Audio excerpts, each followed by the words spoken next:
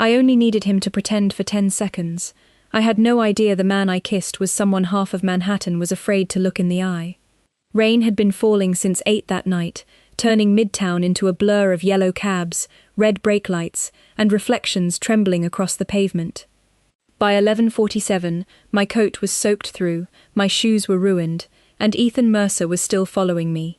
I knew because every time I glanced behind me, there he was, 30 or 40 feet back, hands buried in his jacket pockets, moving with that patient confidence I had once mistaken for devotion. I had blocked his number 3 weeks earlier, changed my schedule at the gallery, stopped going to the coffee shop near my apartment. None of it mattered. "Maddie!" he called over the rain. I walked faster. The Belmont Hotel appeared on the corner ahead, all polished brass and warm golden light. I pushed through the revolving door and nearly stumbled into a lobby that looked like another universe. Marble floors, crystal chandeliers, soft piano music, people who looked as if rain had never touched them in their lives. I checked the glass behind me. Ethan was crossing the street.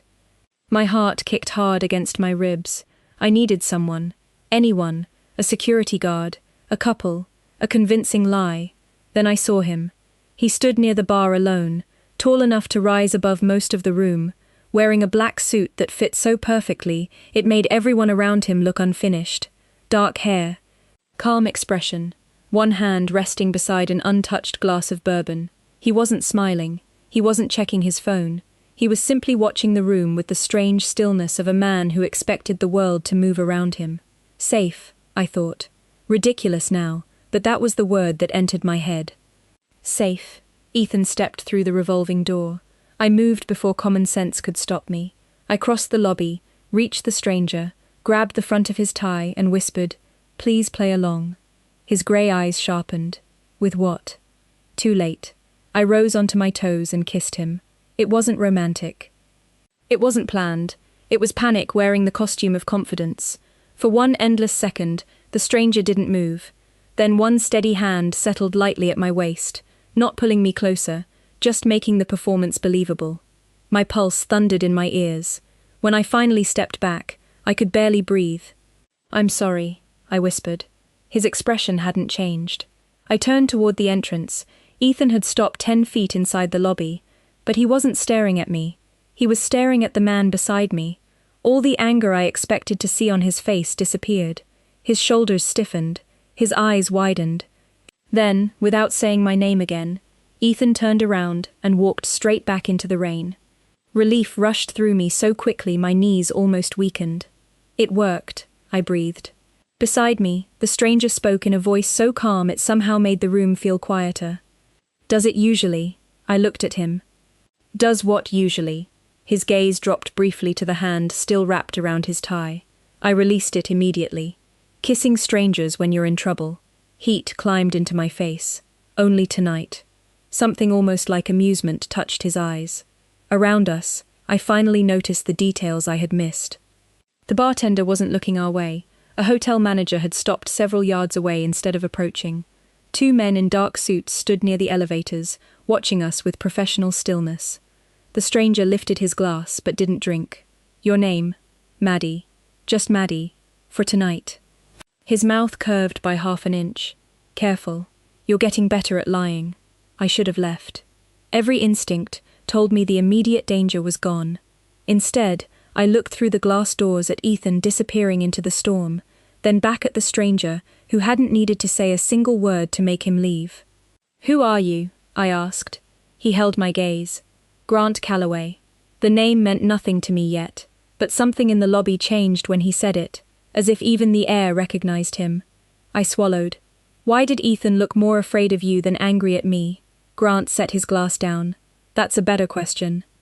Grant Calloway watched me for another second, and I had the unsettling feeling that he was deciding how much truth I could handle. "You should go home, Maddie." His voice stayed low, almost casual, but the 2 men near the elevators shifted the moment he spoke. Not dramatically, just enough for me to notice. One stepped toward the lobby doors, the other touched the side of his jacket, as if listening to something I could not hear. I looked from them back to Grant. "Those men work for you." "Yes. And the hotel manager looks like he is waiting for permission to breathe." That faint trace of amusement returned. He is being polite. That is not what polite looks like. Grant lifted his glass, finally taking a small sip. You notice a lot. Occupational hazard. What occupation? I hesitated. You ask a lot. Occupational hazard. I almost smiled, which annoyed me more than it should have. 5 minutes earlier, I had been running through the rain from a man who refused to accept the word no. Now I was standing beside another stranger who seemed to control the room without moving more than a few inches. The difference was that Grant had not once blocked my path. That mattered. I restore paintings, I said finally. At a gallery? Yes. Where? You are not getting the address. His eyes held mine. Smart. I folded my arms. You still have not answered my question. About Ethan. Hearing his name from Grant made my stomach tighten. I never told you his name. No. Then how do you know it? Grant set his glass down. The soft click against the bar sounded much louder than it should have. Because when someone enters a room looking for trouble, I prefer to know who they are. In under 5 minutes. Usually less. I stared at him, trying to decide whether he was joking. He was not. Who are you really? I asked. Before he could answer, an older man in a charcoal suit approached. He stopped several feet away, not interrupting until Grant turned his head. Mr. Calloway, the Hendricks party is waiting upstairs. Grant gave a small nod. Tell them I will be there shortly. The man left immediately. No complaint, no reminder, no question. I looked around again, seeing the lobby differently now. People were not staring at Grant. They were carefully avoiding staring at him. A couple near the elevators changed direction when he glanced their way. The bartender replaced Grant's napkin before Grant even noticed it was wet. Power, I realized, was not always loud. Sometimes it was a room silently rearranging itself around one person. Grant Calloway, I repeated. Should that name mean something to me? I would prefer that it did not. That sounds ominous. It is practical. I glanced toward the rain outside. Ethan was gone. My breathing had finally slowed. Well, Mr. Practical, thank you for helping me. I did not do anything. Exactly. Apparently that was enough. I started toward the entrance. Maddie. I stopped. Grant had not raised his voice, but somehow I heard him clearly over the piano and quiet conversation. Do not walk home. I live 6 blocks away. Take a cab. I am perfectly capable of walking 6 blocks. His expression changed slightly. Not controlling. Concerned. Somehow that made me more cautious. Your ex waited outside your workplace, followed you through Midtown in the rain, then left the moment he recognized me. Tonight is not the night to prove a point. I hated that he was right. Fine, I will take a cab. One of the suited men moved toward the doors. I pointed at him. Not one of yours. Grant looked almost offended. I was going to call you a yellow cab. Good. You really do not trust me. I kissed you before I knew your last name. I think I have already exceeded my daily limit for bad decisions. This time he actually smiled. Barely, but unmistakably. Fair enough. 10 minutes later, I sat in the back seat of a cab, watching the Belmont disappear behind me. Grant remained beneath the awning, hands in his pockets, rain glowing gold behind him. I told myself I would never see him again. Then my phone buzzed. A message from an unknown number appeared on the screen. You forgot your umbrella. I looked down at my empty hands. Another message followed. And you still owe me your last name. By 9 the next morning, I had almost convinced myself Grant Calloway was just an unusually intimidating stranger, with excellent timing. Then Rachel held up her phone and said, Maddie, why are you kissing this man? I froze with a restoration brush, halfway to a 19th century landscape. What? She turned the screen toward me. The photograph was grainy, taken from somewhere across the Belmont lobby, but there was no mistaking me. My hand was wrapped around Grant's tie. His hand rested at my waist. Ethan was visible near the entrance, blurred by the rain behind the glass. My stomach dropped. Where did you get that? A client sent it to me. She said the man is Grant Calloway. Rachel lowered her voice. Do you know who he is? I met him last night. That is not what I asked. I set the brush down carefully. No, apparently I do not. Rachel stared at me for a second, then typed his name into the search bar. Results appeared immediately. Calloway Holdings, shipping, commercial real estate, private investment, hotels, warehouses, construction contracts, photographs of Grant at charity dinners, business conferences, courthouse steps, and private events where everyone beside him looked slightly less important. "He owns half the waterfront," Rachel said. "That is probably an exaggeration. It says here he controls 3 logistics companies with access to ports in New York and New Jersey. That sounds legal." Maddie. Her tone made me look at her.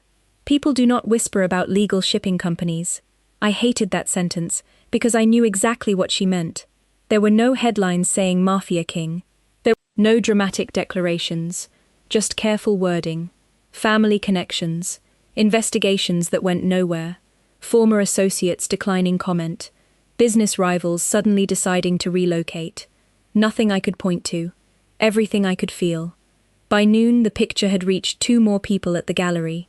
By 1, an older collector asked me whether I was seeing Mr. Calloway. I nearly dropped a frame. No. Of course. She smiled in a way that told me she did not believe me. At 2:15, the gallery door opened, and every conversation in the room quietly lost volume. Grant walked inside wearing a charcoal coat over a dark suit, carrying my umbrella. He looked completely out of place among the white walls and antique frames, yet somehow the room adjusted around him just like the hotel had. Rachel stared at me from behind the desk. I marched straight toward him. "Back room now." One eyebrow lifted. "Good afternoon to you too. Now." I led him into the storage room and shut the door. "Tell people it meant nothing." Grant leaned the umbrella against a crate. "Good afternoon, Maddie Foster." I went still. "How do you know my last name?" "You restore paintings at Foster and Lane Gallery. Your name is on the website. You looked me up. You kissed me and disappeared into Manhattan. I was curious. That is not normal. Neither was last night." I crossed my arms. "There is a photograph. I know. People think something happened between us. Something did happen. A fake kiss happened." His expression sharpened. "To you, it was fake." I stared at him. "What is that supposed to mean?" "It means context matters." Grant's voice stayed calm. "Last night I was at the Belmont for a private meeting. Several people in that hotel pay attention to who stands beside me, who speaks to me, and who matters to me. I do not matter to you. You know that. I know that. They do not." A cold feeling moved through me. "They." Grant glanced toward the closed door, then back at me. "People who treat relationships like leverage." I swallowed. "You are being deliberately vague. Because I am trying not to frighten you." "That is not working." For the first time, his face lost some of its distance. The photograph created an assumption. "Some people now believe you are important to me. Then correct them. If I deny it too quickly, they may become more curious about why. This is insane." "Yes. I kissed you for 10 seconds. In my world, sometimes 10 seconds is enough." I stared at him, anger pushing past fear. "I kissed you. I did not sign my life away." Grant stepped back, giving me more space instead of less. "I know. Then stop talking like I belong in your world." His eyes held mine. "I am trying to keep my world from reaching yours." Grant left the gallery at 3:20 that afternoon, and for the next 6 hours, I did everything possible to prove he had been overreacting. I finished cleaning a damaged frame. I answered 3 client emails. I ordered Thai food with Rachel. I even laughed at something she said about our landlord pretending the building had central heat. Normal things. Ordinary things. The kind of things that belonged to my life before Grant Calloway walked into it. By 7:30, Rachel went home. I stayed to finish a varnish test under the restoration lamps. Outside, Manhattan had dried after the storm, and the street below reflected rows of storefront lights against dark pavement. At 8:12, I noticed the black sedan. It was parked across from the gallery, beneath a no parking sign. Nothing unusual about a black car in Manhattan. I told myself that twice. At 8:30, it was still there. At 8:45, a man stepped out, looked toward the gallery windows, then walked away without entering any building. My hand stopped above the painting. Grant had given me his number before leaving. I had not saved it. I had also not deleted it. I hated that those facts suddenly mattered. At 9, the delivery buzzer sounded. I nearly jumped out of my chair. "Foster and Lane," I said into the intercom. Delivery for Madeline Foster. I looked through the glass door. A courier stood outside, holding a long white box. 5 minutes later, the box sat on the front desk. Inside were white roses tied with a narrow black ribbon. No card, no name. The flowers were beautiful. That somehow made them worse. My phone was in my hand before I admitted I had made a decision. Grant answered on the first ring. Maddie. No hello, no surprise, just my name. There is a car outside. Silence. Not empty silence. Focused silence. What kind? Black sedan. Across the street. How long? Maybe an hour. His voice changed. Lower. Sharper. Are you inside? Yes. Anyone with you? No. I looked at the flowers. And somebody sent roses. What color? White. Ribbon? I swallowed. Black. Another pause. Lock the door. Grant. I do not even know if this has anything to do with you. Lock it. I walked to the front entrance and turned the deadbolt. Done. Stay away from the windows. You are making this sound much worse than it probably is. I hope I am. I heard movement on his end. A door closing. A man's voice somewhere behind him. Then Grant said, Stay there, I am coming. You do not need to come personally. Yes, I do. The call ended before I could argue. I stared at the phone. 10 minutes passed. The sedan remained outside. At minute 12, it pulled away. Relief barely had time to arrive before 3 dark SUVs turned onto the block. They stopped along the curb in front of the gallery. Grant stepped from the middle vehicle. He was not wearing the coat from earlier. Just a dark suit, white shirt, no tie, and an expression that made the entire street seem quieter. 2 men remained outside while he approached the door. I unlocked it. You brought an army. I brought people I trust. The car left. I know. He entered, closed the door, and looked at the flower box. The moment he saw the black ribbon, something in his face became unreadable. What does it mean? I asked. Grant did not answer immediately. He lifted the cardless box, checked beneath it, then set it back down. It means someone wants me to know they found you. My stomach tightened. Found me? They know where you work. Who are they? People I hoped would ignore what happened last night. Anger rose beneath the fear. You said it was an assumption. It was. And now? Grant looked through the glass toward his men outside. Now they are testing it. I stepped back from the desk. Then tell them they are wrong. That will not make them forget your face. I am not disappearing because you have enemies. I am not asking you to disappear. Good. I am asking you to leave with me. I stared at him. Absolutely not. Grant exhaled slowly. Maddie. No, you do not get to walk into my life and start deciding where I sleep. His eyes stayed on mine. You can argue with me in the car. That is still you deciding. Then decide this. Stay here alone after someone made a point of showing you they know where to find you, or come somewhere secure until I understand what they want. I hated the logic because it did not sound like an order. It sounded like a choice, where one option had suddenly become impossible. Where? I asked. My place. I laughed once, without humor. Of course. Grant moved toward the door, then stopped. He looked back at me, and his voice softened. You can hate me somewhere they cannot reach you. I looked at the flowers, then at the dark street beyond the glass. 5 minutes later, I turned off the gallery lights and followed Grant outside. The first thing I noticed about Grant Calloway's penthouse was how quiet it was. Not peaceful. Controlled. The elevator opened directly into a space of glass, stone, and dark wood nearly 50 floors above Manhattan, where the city glittered beneath us, like something distant and harmless. 2 men in suits remained near the elevator, while another disappeared down a hallway after a brief nod from Grant.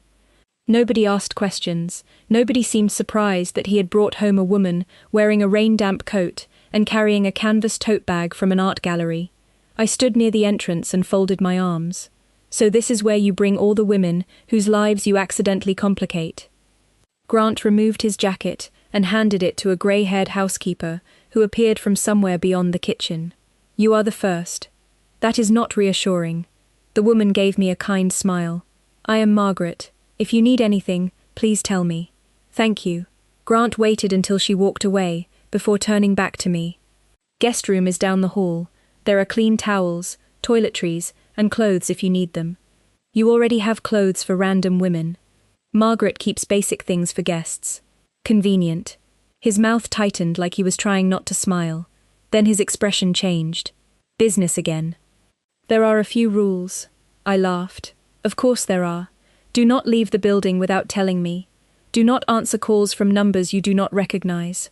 If someone contacts you about me, you tell me immediately, and until I know who sent those flowers, you do not go anywhere alone.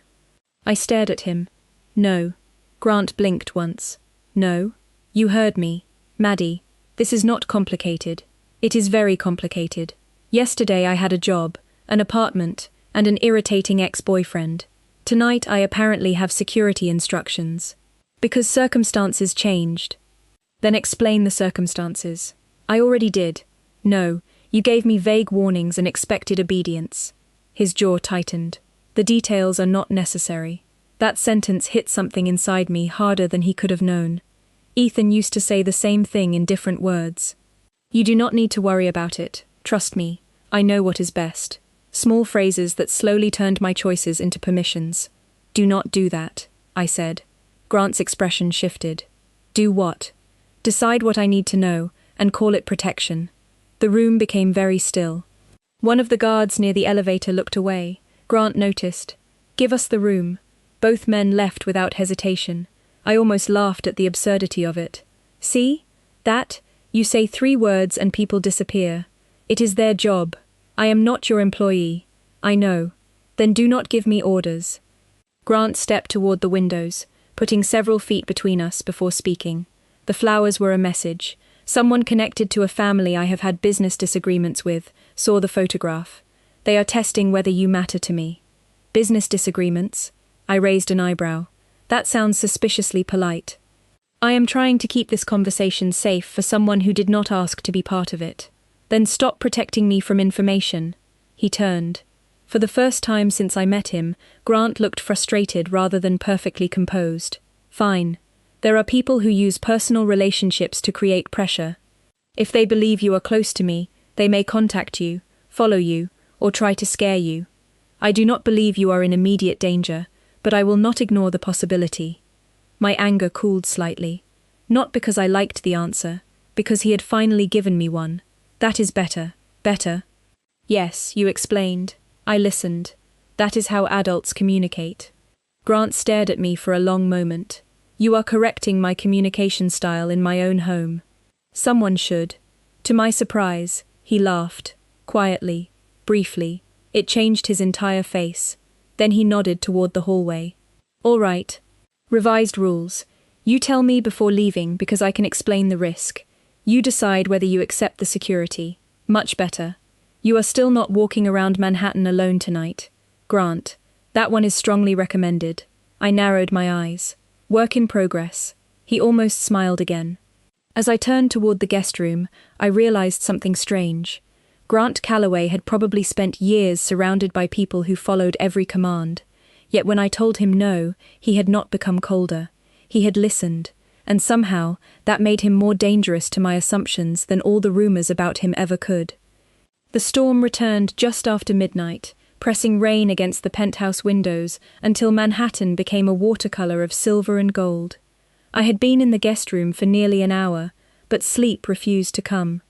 Every unfamiliar sound made me open my eyes.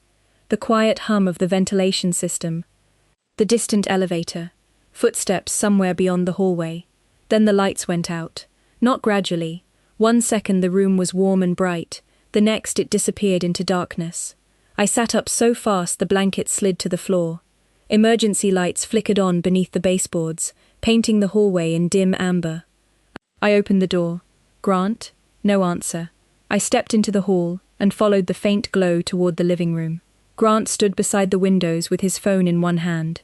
Without the lights behind him, the city seemed enormous beyond the glass. Backup generator is switching over, he said. Building maintenance says 5 minutes. You sound disappointed. I prefer systems that work before I need them. Of course you do. He looked at me, then at my bare feet. Cold? I am fine. Grant crossed to a cabinet and pulled out a folded blanket. He handed it to me without comment. No command. No unnecessary fuss. I wrapped it around my shoulders and sat on the edge of a low sofa. For once, his phone stayed silent. No men in suits entered. No one asked him for decisions. The darkness had somehow reduced Grant Calloway to just a man standing beside a window. That was when I noticed the watch in his hand. It was old, scratched around the edges, with a worn brown leather strap. Completely wrong for someone who probably owned watches worth more than my annual salary. "That does not look like yours," I said. His thumb moved across the cracked face. "It was my father's." "Does it still work?" "No." "Then why keep it?"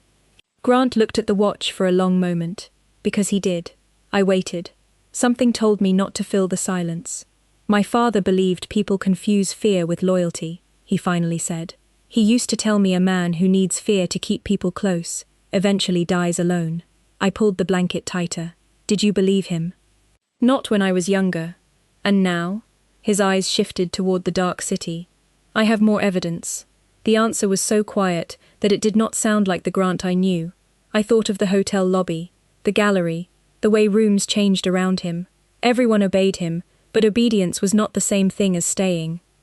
"Ethan used to call me 20 times if I did not answer," I said before I could stop myself. Grant did not move. At first I thought it meant he cared. My fingers tightened around the blanket. Then he started asking where I was, who I was with, why I took 15 minutes longer getting home. He always had a reason. He was worried. He wanted me safe. He loved me. I gave a small, humorless laugh. Somewhere along the way, concern became permission. I just did not notice when it happened. Grant's expression hardened, but not at me. "That is why you reacted to the rules." "Yes. I should have explained first." I looked at him. "You already apologized by changing how you spoke to me." "That was not an apology. For you, I think it was practically a handwritten letter." A quiet laugh escaped him. It surprised both of us. The emergency lights flickered. Neither of us moved. "Can I ask you something?" I said. "You usually do." "Do people ever stay with you because they want to?" Grant went completely still. The storm whispered against the glass. For the first time since I met him, he did not have an answer ready. His gaze dropped to the broken watch in his palm. Seconds passed, then more. Finally he said, "I do not know." There was no power in his voice then, no authority, just truth, and somehow that frightened me less than anything else about him. The lights came back all at once, flooding the room with warmth. Grant slipped the watch into his pocket, and the man everyone feared seemed to return with the electricity. But I had already seen what existed underneath, and I knew I would not be able to forget it. Morning made everything from the night before feel almost normal, which was probably why discovering the truth hurt more. Grant had already left the penthouse by the time I came into the kitchen. Margaret told me he had an early meeting downtown and would be back before noon. I told myself I was relieved. After our conversation during the blackout, being near him felt different, and I was not ready to decide whether different was better or simply more dangerous. I made coffee, answered messages from Rachel, and tried to focus on the gallery. My laptop was still in my tote bag, so I carried it to the dining table. That was when I noticed the folder. Plain manila, no label. It sat beneath a stack of documents Grant must have left behind. I would have ignored it if the corner of a photograph had not been visible. Ethan. I stopped breathing for a second. I pulled the folder free. There were photographs of him outside my building, near the gallery, entering a coffee shop in Queens. Dates were printed beneath each image. Some were from before the night at the Belmont. My stomach tightened. Then I found a typed report. Ethan Mercer had contacted a man connected to one of Grant's business rivals 6 days earlier. 6 days. Grant had known. He had known Ethan was involved with people from his world, and he had never told me. The elevator opened behind me. Grant stepped into the penthouse, speaking quietly to one of his men. He stopped the moment he saw the folder in my hands. His face changed. "Maddie, how long?" He dismissed the man with a glance. The elevator doors closed. "How long have you been following Ethan?" "That is not what it looks like." "Then tell me what it looks like." Grant removed his coat slowly. After the photograph appeared, I had someone check his background. "These dates are from before the flowers." "Yes. And this says he contacted someone connected to you, before I ever called you from the gallery." Grant said nothing. That silence answered everything. "You knew." "I knew there was a connection. I did not know what it meant. So you decided I did not need to know. I decided there was no reason to frighten you until I had facts. The words hit me with terrible familiarity. There it is again. Maddie, you decide what I can handle, you decide what information I get, you decide where I stay, and then you call it protection. His expression tightened. I was trying to keep you safe. I laughed once, but there was nothing funny in it. Ethan used to say exactly that. Grant went still. I saw the sentence land. Hard. Do not compare me to him. Then stop giving me reasons to. The room felt smaller suddenly.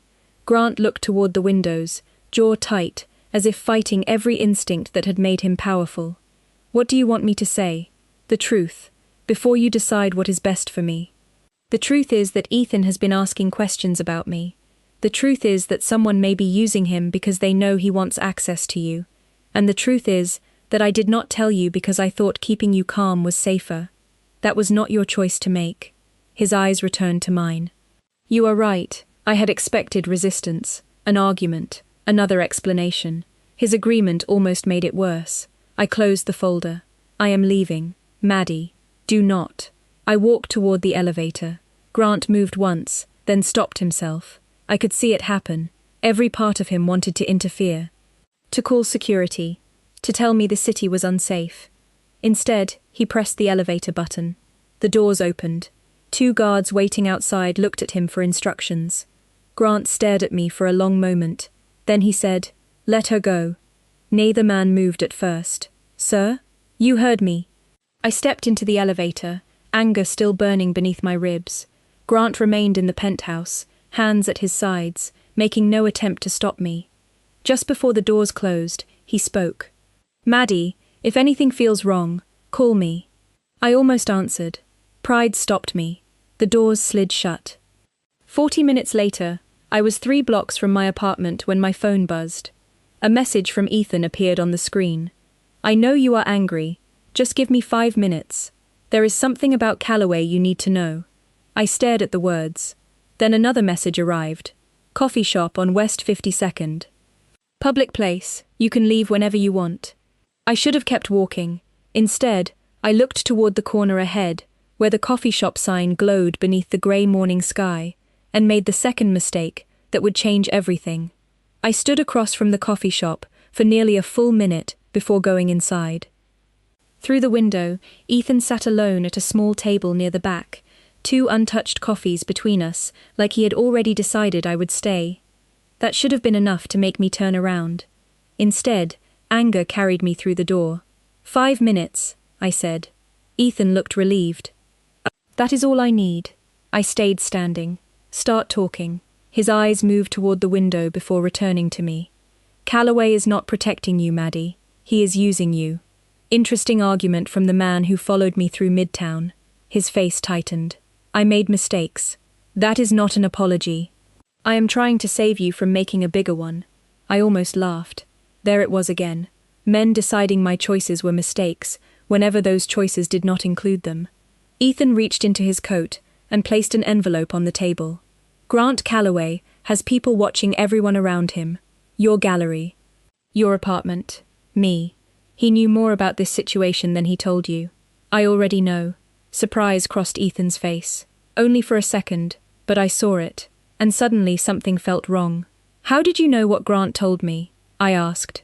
Ethan leaned back. "I did not say I knew what he told you." "You knew there was something to hide." His gaze shifted again toward the front window. My pulse changed. Not faster. Clearer. I finally looked around properly. A man near the counter had not touched his coffee since I entered. Another stood outside beside a dark sedan, pretending to check his phone. Ethan noticed me noticing. "Maddie, do not make this difficult." My stomach went cold. "Difficult for who?" He lowered his voice. "There are people who want to talk to Callaway. You are just the fastest way to make him listen." For a moment, I could not speak. "You brought me here for them. Nobody is going to hurt you." The sentence sounded almost gentle, which made it worse. "You just need to stay calm." I picked up my phone. Ethan reached across the table, then stopped himself when several customers looked over. "Do not call him. You wanted his attention. Congratulations." I pressed Grant's name. He answered before the second ring. Maddie. I kept my voice steady. You were right. Silence. Then Grant became frighteningly calm. Where are you? I told him. Are you inside? Yes. Public. Yes. Stay where people can see you. I am coming. Ethan shook his head. You are making this worse. I looked directly at him. No. I am finally making my own decision. Grant arrived 15 minutes later, but there was no dramatic entrance, no shouting, no chaos. 2 dark vehicles stopped outside. Grant walked in alone. The man at the counter stood immediately and left through a side door. Ethan went pale. Grant did not even look at him first. He looked at me. Are you all right? Yes. Only then did his eyes move to Ethan. She leaves with me. Whatever conversation you were promised ends here. Ethan started to speak. Grant raised one hand, not threatening. Final. You have already said enough. Outside, I expected Grant to lecture me. Instead, he opened the car door. Where are we going? I asked. Somewhere you can decide what happens next. 40 minutes later, we stopped at a quiet apartment overlooking the East River. Not his penthouse, not my apartment, neutral ground. On the kitchen table sat a large envelope. Grant placed it in front of me. Inside was a plane ticket, cash, copies of identification documents, and a key. What is this? A way out. Out of what? New York, if that is what you want. I stared at him. You arranged this already, after you left this morning. Because you assumed I would run? Because I realized I had spent 2 days telling you I wanted you safe without giving you the freedom to define what safe meant. I looked down at the ticket. Chicago, tomorrow morning. And if I stay? Grant's expression softened. Then stay because you chose it. No guards. Not unless you ask. No one following me. Not unless there is an immediate threat. And if there is, I tell you first. I swallowed. You are giving up control very easily. A faint sadness crossed his face.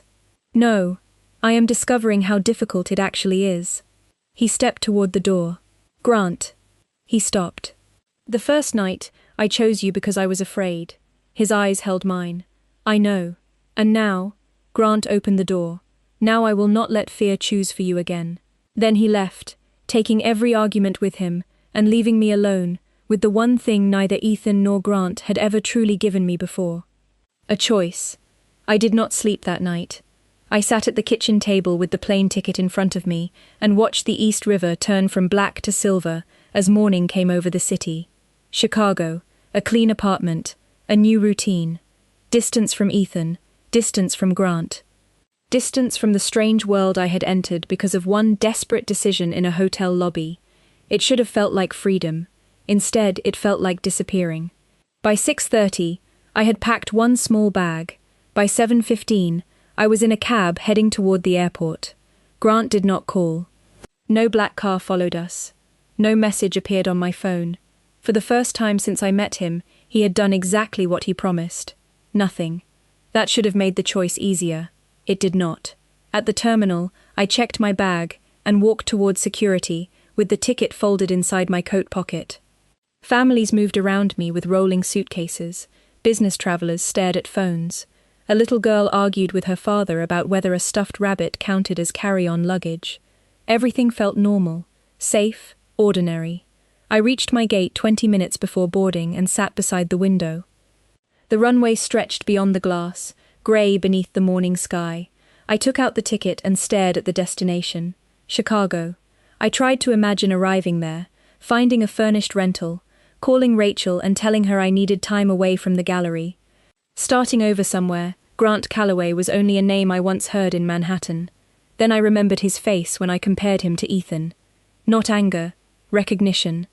I remembered the moment he told his guards to let me go, even when every instinct in him clearly wanted the opposite. I remembered the broken watch in his hand, his father's words about fear and loyalty. I remembered Grant standing at the apartment door the night before, choosing to walk away instead of asking me to stay. Ethan had always treated my leaving as something to defeat. Grant had finally treated it as something to respect. The boarding announcement came over the speakers. Passengers stood. I stayed seated. Another announcement. Families began forming a line. I looked down at the ticket again. The first night I met Grant, I had chosen him because I needed somewhere to hide. I had not known his name. I had not known his world. I had only known that Ethan was behind me, and that the stranger in front of me looked steady, safe. I almost laughed at the memory. Grant Calloway was many things. Safe was still complicated. But for the first time in months, my next decision belonged entirely to me. I stood, walked to the nearest trash can, and dropped the boarding pass inside. 2 hours later, the private elevator opened into Grant's penthouse. Margaret was the first person I saw. She looked at the empty space where my luggage should have been, then at me, and smiled without asking a single question. "He is by the windows," she said. Grant stood with his back to me, looking over Manhattan. His jacket was gone. His sleeves were rolled to his forearms. The old watch sat on the table beside him. He heard my footsteps and turned. For once, Grant Calloway looked genuinely surprised. "Maddie." I stopped several feet away. "You missed your flight," he said. "No." His eyes narrowed slightly. "No. I changed my destination." He did not smile. Not yet. More importantly, he did not move toward me. He stayed exactly where he was, leaving the space between us entirely mine to cross. That mattered more than I could explain. "You do not owe me anything," he said. "I know. You do not have to stay because of what happened. I know. And if you change your mind tomorrow, I will not stop you." My throat tightened. "I know that too." Grant glanced toward the windows, almost as if he needed a moment to believe me. "Then why are you here?" I walked toward him slowly, because I spent a long time thinking freedom meant getting far enough away that nobody could reach me. I stopped in front of him. Maybe I was wrong. He said nothing. Maybe freedom is knowing I can leave and still choosing to stay. Something changed in his face then. The hard lines softened. The distance disappeared, but he still waited. So I reached up and took hold of his tie, the same way I had in the Belmont. Recognition flashed in his eyes. "This seems familiar," he said quietly. "There is one difference." "What is that?" I smiled. "Nobody is chasing me this time." Then I kissed him. Gently, deliberately. No panic. No performance. No one watching from across a lobby. When I stepped back, Grant looked at me as if the entire city outside had gone silent. "Are you sure?" he asked. I nodded. For once, completely. The first time I kissed Grant Calloway, I needed somewhere to hide. The second time, I finally had nothing left to run from.